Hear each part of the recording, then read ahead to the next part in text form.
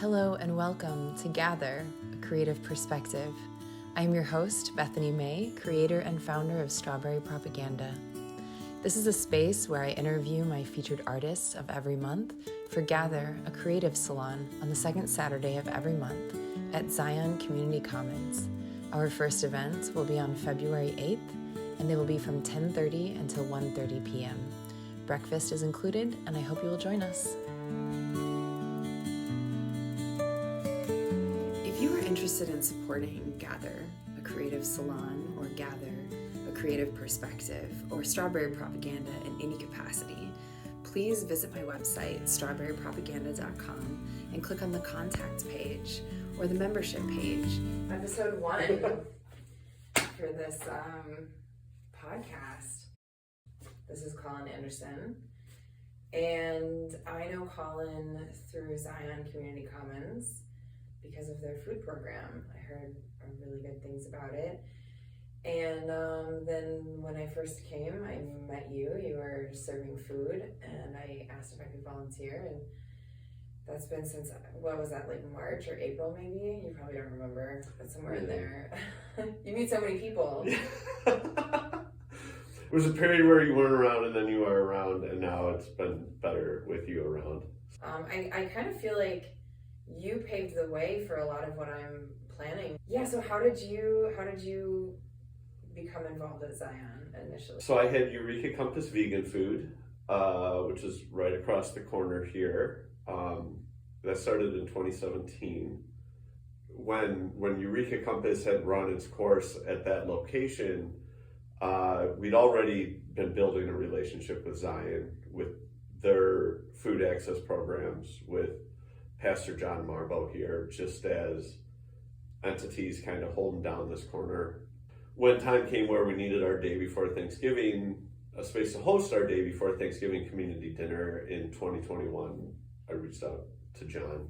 That built that whole relationship, then meeting like Sue Dursky, Linda Winter, knowing like Mira Kehoe with Arts on Lafond better. And from there, the opportunities for partnership and mutuality in those spaces really began to grow. I think in anything of what we're looking at with what we're doing here, the actions that I'm encouraging and trying to facilitate, and the opportunities that we're inviting people to take part in, comes from just real base level understandings of the corruptions in how we feed ourselves. And not only that, but shortcomings and failures in how we provide food to the most excluded populations in our communities. Can we take a step back really briefly then and kind of talk about how you came upon this mission of yours to, sort of the slogans of like, we feed us, you can sit with us, how did you come upon this, giving of food and realization? I mean, it really comes from veganism. Vegan is a dietary choice for me and my wife, Erin, was like really just this thing that we did together.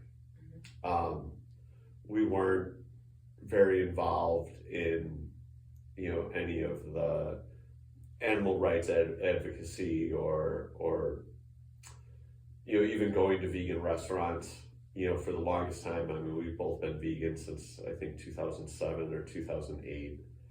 Vegetarian. I've been vegetarian since January of 2000, so it'll be 25 years I've been vegetarian, and whatever that is, like 17 years vegan. We both came from households where we knew how to prepare our own food. We knew how to make food. When people are always like, how'd you learn to cook? I was like, well, Boy Scouts, and if you can do this out over a campfire or a cook stove, it's pretty easy to do in the kitchen. And becoming sober in 2017, stripping everything down to like its very foundation. And the foundation of veganism is reducing harm. And so all of this came from understanding what like causes harm and comfortably existing in spaces where we're not going to shy away from new information or learning about things that may confront our behaviors. So, I mean, Eureka Compass was started as sort of this confrontation to retail capitalist models of vegan food distribution that continue to rely on beer and wine to make their margins. And Eureka was just like, yeah, this is just what we got. The food's going to be accessible always to everybody. If this isn't something that is accessible to anybody and everybody, it's never going to grow beyond this. And also, I mean, then finding people who were farther along in their veganism and understanding that there wasn't, what we say in the vegan curriculum, it's just been 40, 50 years of like intro to vegan 101, like don't eat animals, but not getting into the deeper aspect of still don't support industrial agriculture, don't support, heavily processed, packaged, refrigerated, frozen things, of like, look, if it's not as sustainable as a shelf-stable dry legume grown within 200 miles of your kitchen, you unnecessarily harmed something to like get protein, and also eat more vegetables. Just eat more vegetables. Summer of 2020, the eyes of the world were on the Twin Cities, and seeing a lot of the folks that were confronting others for their lack of engagement in certain actions, and realizing, it's really hard to look at that, single parent with a couple kids and being like, we understand that they probably would be an effective and an important participant in these activities. We need to make sure that they have that basic level of comfort and security that allows them to begin participating in progressive activism and community building and things like that. And saying, so forget from, a vast standpoint of, an Amazon destabilizing the populations and environment that they rely on for long-term viability through hoarding of wealth and destabilizing of environments, that more on a very local level, taking action before we even really get serious about, radical activist endeavors, that we have as many people as possible at a position where they can step away to engage with an elected representative or participate in a public demonstration of anything. So I think that all of this was just like getting farther and farther down into, well, what's the choke point here? Okay, well, it's this. And then what's the choke point here? It's this. And then what's the choke point here? It's this. And as food insecurity was really increasing, through all of a sudden now being involved with the Zion Community Commons and witnessing their Thursday afternoon health and wellness program, having the lived experience of my time in, from living on an organic vegetable farm to, catering sales for a James Beard nominated chef, James Beard award-winning chef, to wholesale produce, to retail, high-end retail produce at Whole Foods Market and stuff, and putting all of this together and saying, this system's completely broken. No wonder it's failing, because we're not, and just then saying, well, what do we have on hand right now that we can begin using to create an accessible alternative to this? Yeah, it's almost like you're stripping away everything that doesn't need to be there. Just get down to the basic, simple necessities, and then restructure a food system based on that. Like, this is it. And I think that, we, when the pandemic hit, Eureka was able to pivot because of the community. We were able to provide, because at that time, Zion lost their source of food because the surplus distributor that they were getting food from got shut down because of a COVID outbreak. And we began providing extra food. We let people know that we were doing that. And immediately people who were placing their orders were like, oh, throw $10 on there, to cover the food you're giving Zion. So then we were like, hey, look what somebody did. Somebody just chose to do that. They saw it, and they, this is a dialectical community. And so we went with that. And I think in that, April, May, June, July of 2020, that was over $18,000 that came in, that then we were purchasing directly from Co-op Partners Warehouse, which they were, this is a vital local food distributor that was having their own issues because they provide to a lot of restaurants. And obviously a lot of restaurants shut down or saw a real diminishing in their business. Grocery stores that had direct delivery or online grocery were doing, or curbside pickup, were doing better than the co-ops. So we were able to all of a sudden really increase the solidarity and support that was being offered to our local distributor through that. And that was really the beginning of, even though we just really started saying we feed us like a few months ago, you can sit with us. That was first put out like a year ago. That, this is constantly evolving, but it's from these steps that were put in place and this operating model, not necessarily like how do you react in this one system, but how just do we react? How do we act? How do we want to present? What are we modeling for others to be influenced by? And but that was really it, where we witnessed, like, we just need community. And then here at Zion, that was within the Second Harvest Heartland corporate charity system of food access. They were constantly obstructed from using the greatest resource that the Zion Community Commons is, which is their community. And so once those obstacles to community were removed, and it's not like we had to rely on community, we all of a sudden were actually able to utilize community. And since February of last year, when it was all of a sudden like, well, we don't know where we're going to get our food from, or if we're even going to be able to operate.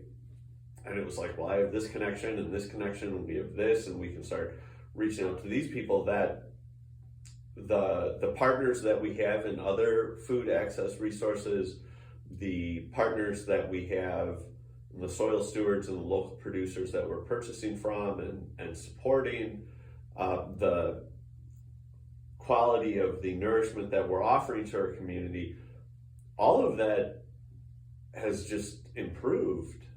And I think that was always going back to something that we witnessed in 2020, was it's you just need community. And I think we've just kind of always turned it to that. And then with that of we need community, well, is our community as secure and capable and aware of how they can directly impact their own well-being.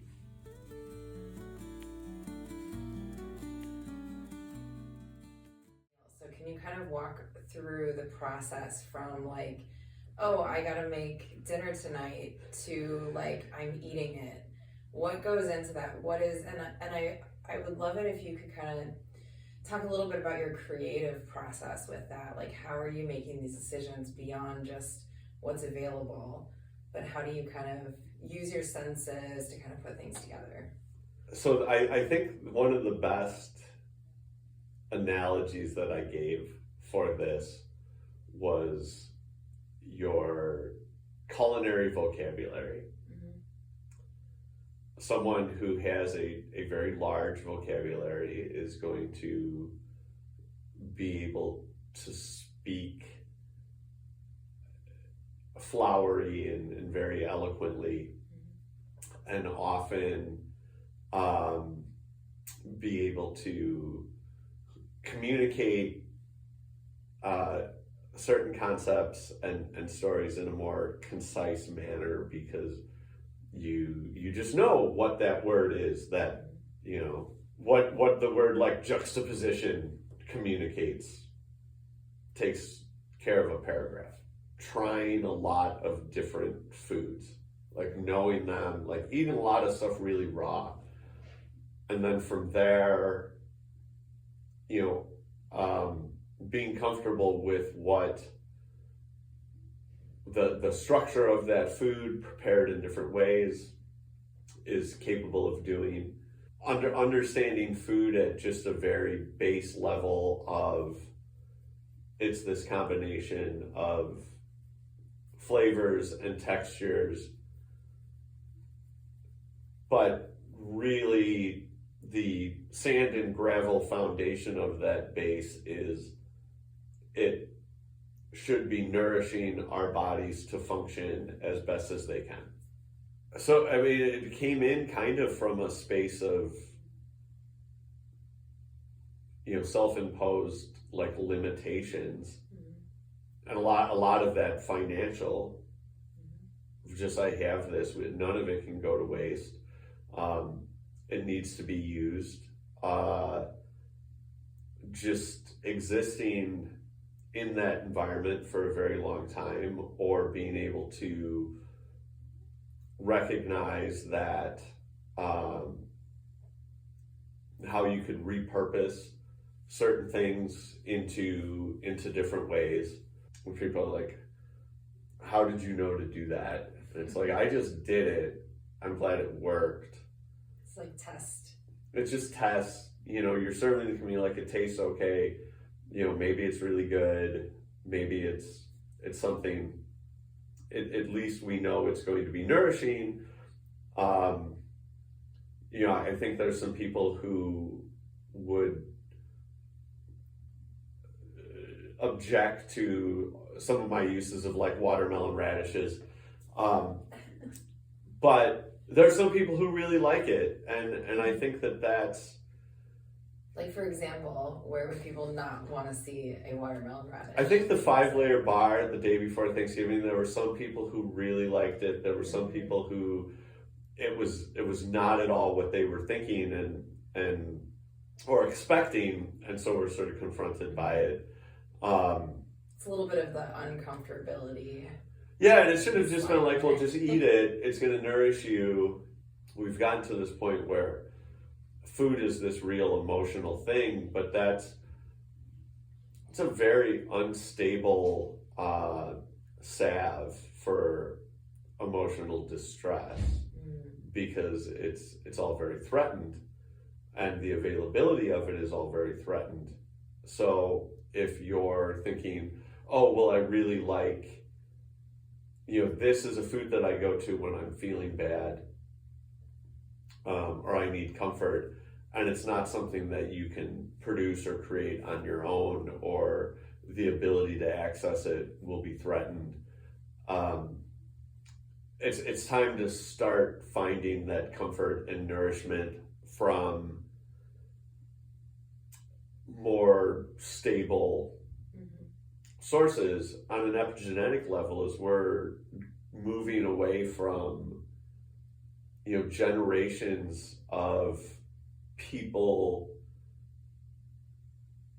really being offered the immediate accessible comfort and convenience of like sweet and salty and deep fried, crap like that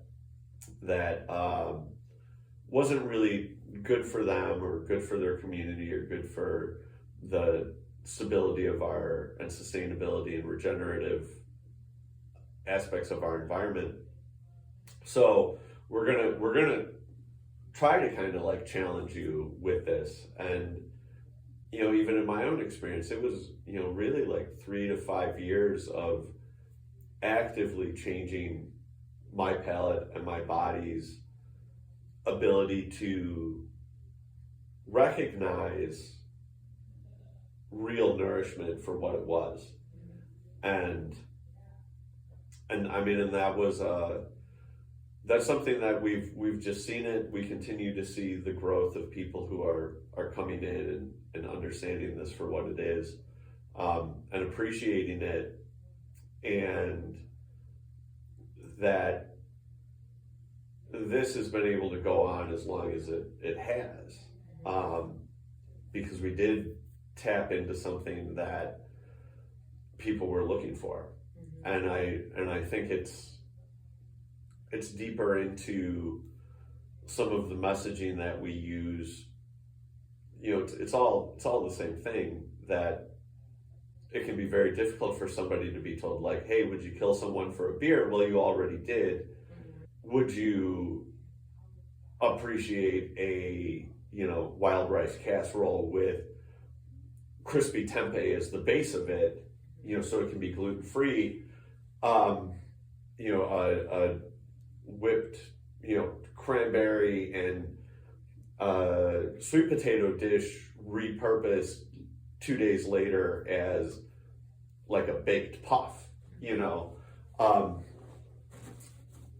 that there were people who were looking for these sorts of things and looking for them to not be held behind a like, oh, well, that's my idea. Bullshit. 160,000 years of human existence. None of it's your idea. None of it's your idea. It's not, and it's certainly not 100% your idea. You certainly didn't figure out how to like make a stove or power that. It's all belongs to all of us. I understand in a creative environment, people will bristle at that. Like, no, I created that.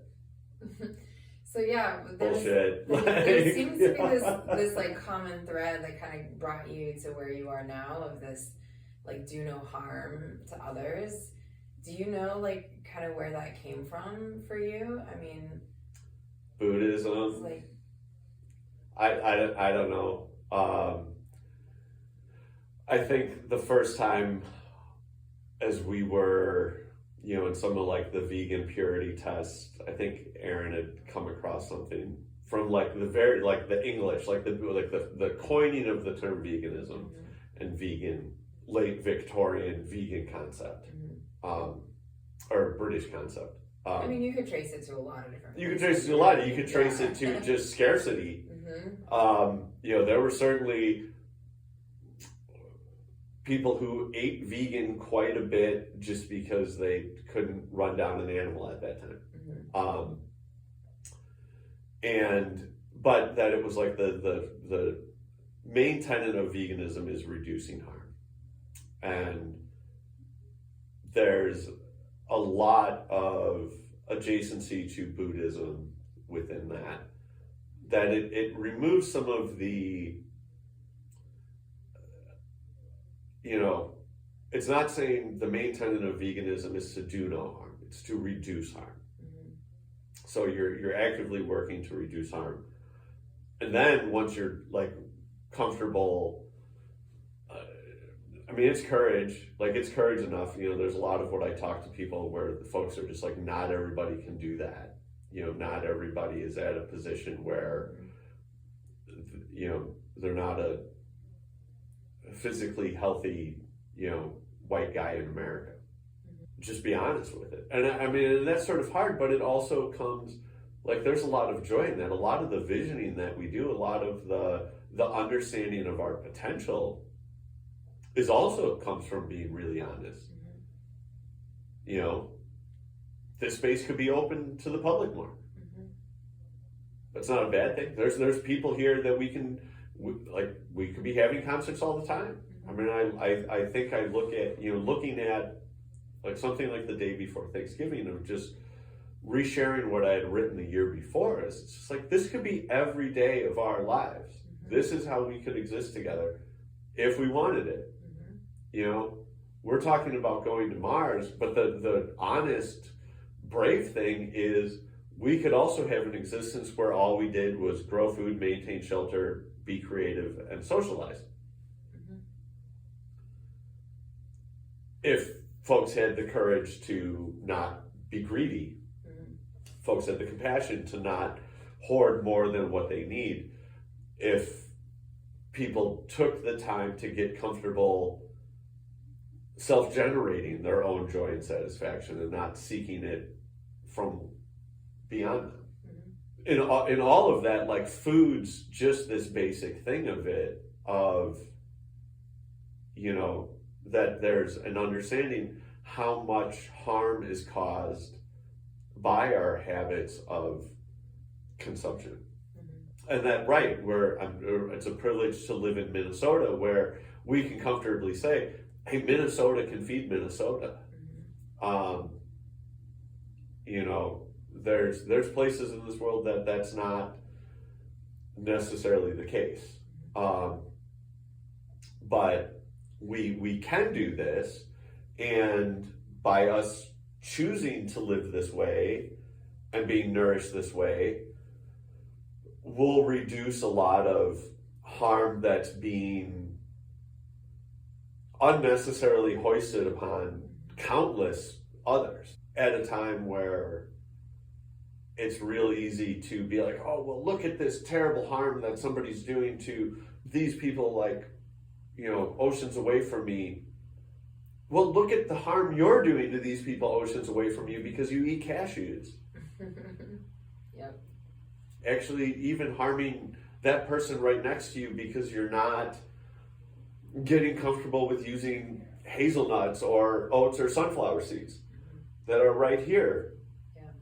You're like, well, they don't taste the same. It doesn't matter. It doesn't matter. It's not what this is about. Like, it still is decent enough and works enough and is fine enough. And you look at all that's going to be gained everywhere by not even going without, by just a slight alteration. And again, in all of this, it's like, well, get creative with it. Like, being creative with this. Ooh, so what would you consider yourself if you're dealing in, like, the food system of things? Like, do you have, like, a title that you would identify as like the thing that you always are? As an artist, like, that's it. Yeah. Like, we all are. Like, we all are. Some of us are like, no, I can't do that. No, I'm not this. Or, no, I only, like, there's a lot of commodity manufacturers. A lot of people who are like, I'm creating a commodity and I want to sell it. There's a lot of people who are functioning as just disciples of those who came before them. There's a lot of people who are just walking around concerned that their friends think they're cool, or like that they're doing something because it's, they want others to validate it, and not necessarily people who their validation should have much weight put into it. And so I think when you just get to a point of, I'm writing my own story, that's it. It's the only thing that I have control over is what my story is, how it reads. And am I satisfied with how it reads? Can I make amends for the harms that I've caused? Can I do more good than harm that I have done? Can I empower others to create an environment and an existence where they recognize that they are enough and that they can self-generate their own joy and satisfaction. I think so much of what's happening right now is people sit there and are just saying like, well, what can I do? Well, what can I do? And that it's like, what an incredible time to exist where like, by just not doing anything is really great. Yeah. Like, what'd you do? I don't know. I went and I just witnessed. That's the great thing about art is art just needs to be witnessed. It doesn't even need to be created. You can just be walking and all of a sudden see the way the snow is on a pine tree and be like, I'm just going to stand here and witness this.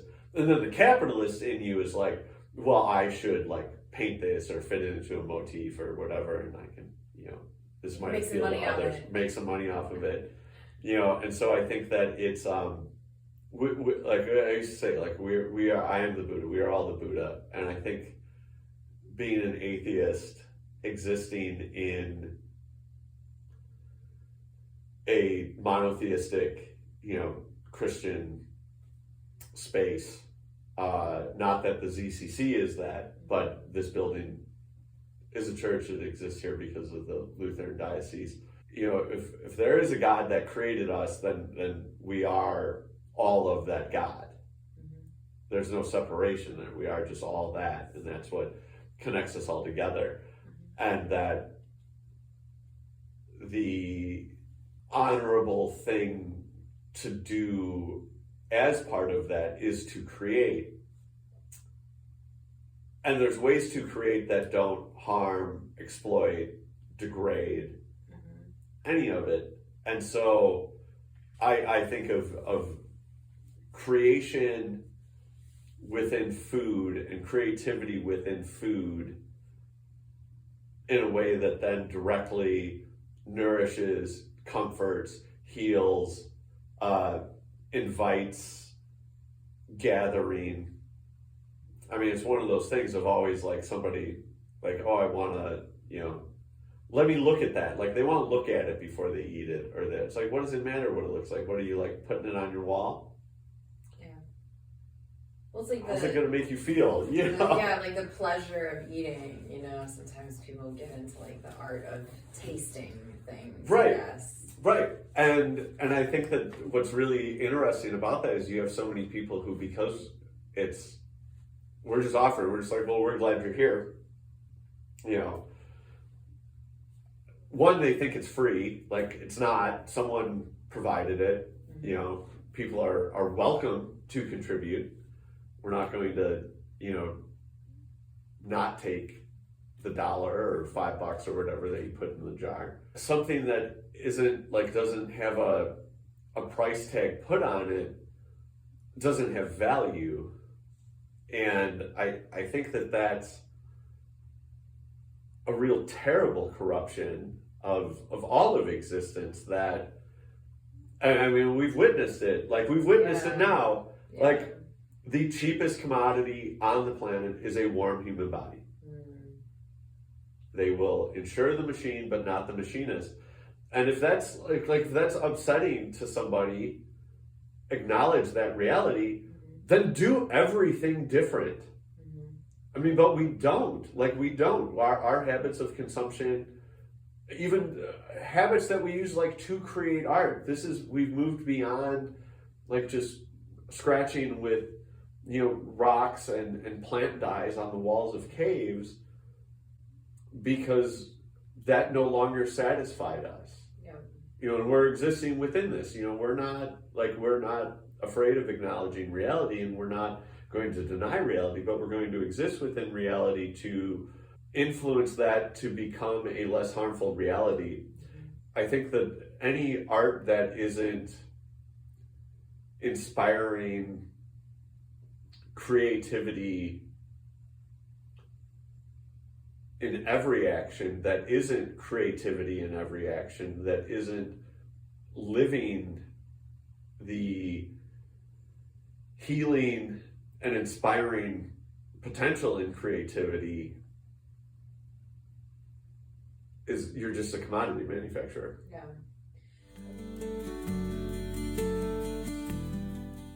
Okay, so what are some like real steps if people don't have any idea where to start in all of this? What are like some 3 real steps that they could take today to change something in their life in order to bring them a little closer to this doing no harm sustainability?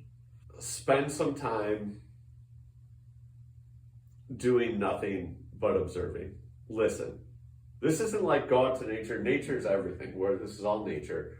There's nature everywhere. We've seen coyotes. I mean, you know, we're not far from where I live, and we've had deer in our side yard, coyotes in our front yard. Mm-hmm. Like, spend more time just out observing and listening. Spend more time putting yourself in a position where you can notice. So a lot of that is walking, is being outside of, you know, your vehicle, be on the bus, be on the train, so that you're not like focused on driving as you move around. Spend more time in appreciation of what you already have.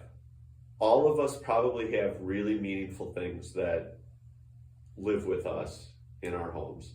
I make a conscious effort to, I'm also getting older, so I also understand doing this, but I have trinkets in my home that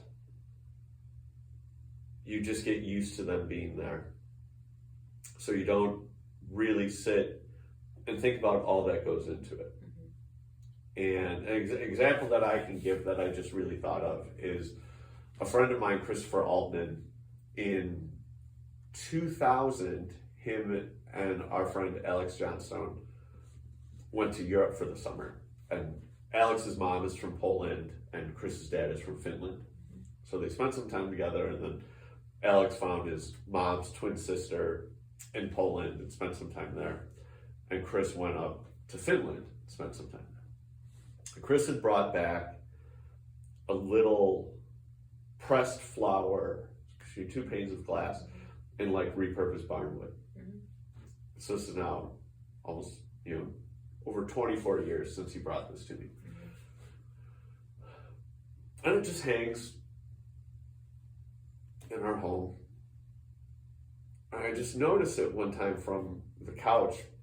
I just went over and was just like looking at it, and Aaron's like, "What are you doing?" I'm like, "It's been too long since I've called Chris.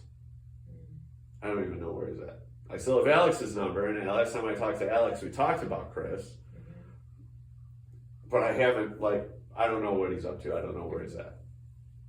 And then you just all of a sudden, then it's like every memory of that summer and that time, and our time together comes flooding back. Like it's glass and 25-year-old dried flowers in probably 200-year-old wood or whatever. But it was like, oh my goodness, this is so much more. And there was nothing that I was going to buy or needed to consume that offered more than this thing that I already had. And you have to make that habit of it. So put yourself in a position where you can just listen and see and observe and notice. Get continued value and benefit out of that which you already have. I think the biggest thing that everybody can do is free yourself from the lie that dinner is a chore. Since the 1950s, it has been marketed to us that dinner is a chore. And then through that, we got to preparing food, that growing food is a lower caste labor. So when in fact, what has happened is we have withheld from people the knowledge and the ability to grow and prepare your own food, thus imprisoning you in a cell of consumerism. And this was something that went from, this is straight up colonizer behavior of controlling the food sources to, right, going through destroying the buffalo, tearing up land, moving the indigenous populations on this continent away from their waterways and hunting grounds and foraging environments. And that's like, we've been tricked into thinking like, oh, well, now you can just go to a gas station and get a frozen burrito. Well, the hidden cost of that is all coming due. And what has happened is you've been tricked into devaluing yourself. And as soon as you understand that taking time to prepare food, whether you're doing it for yourself, whether you're doing it in community, whether you're doing it for other people, taking time to prepare a nourishing meal for yourself is one of the most accessible ways to honor and respect the natural world, and also to demonstrate love for yourself and those around you who you care about. We had 3 generations of people, or 4 of us, making tamales together. And people who didn't know how to make tamales, now they know how to make tamales because we made like 120 tamales. And we were just, it wasn't like, it was such meaningful labor because, it's then was provided to everybody that Thursday night. We sent like 50 of them out to the encampments. I mean, if I can think of any particular moment that was like, oh great, I've arrived. Mm-hmm. This has arrived. Mm-hmm. Community care is self-care. Mm-hmm. And so they're like, this, through caring through the community, I'm caring for myself, and I'm creating these real authentic sharing of time and space. Mm-hmm. And there's nothing that builds trust and connection and relationship greater than shared time and space in, together. Right, yeah. Right. That's just what it does. That's just what it does. Like, you can't,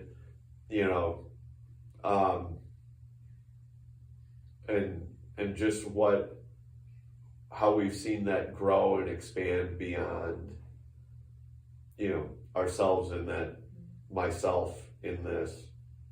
And I think that's why it's not necessarily important, but it's only honest to say so much of we. Yeah. So when can people come? What is the schedule as of right now? Well, let's say in January. In January. So January. To just show up, just sit with us.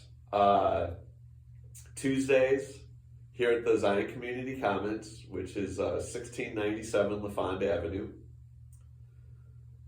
Tuesdays from 11 a.m. till 8 p.m. Vegan, gluten-free, nut-free, corn-free meal. It's not much of a community dinner if not everybody can eat. Then there's also the grocery distribution. Thursdays from 1 to 3 and 5 to 8. Fridays from 4 to 8. You can find us on Patreon. You can just show up. You can make one-time acts of solidarity through Venmo or cashapp. But I think the most important contribution and the most meaningful contribution anybody can make is their presence and participation. If you take anything from what I said, it's that you're enough. Oh, that's so beautiful.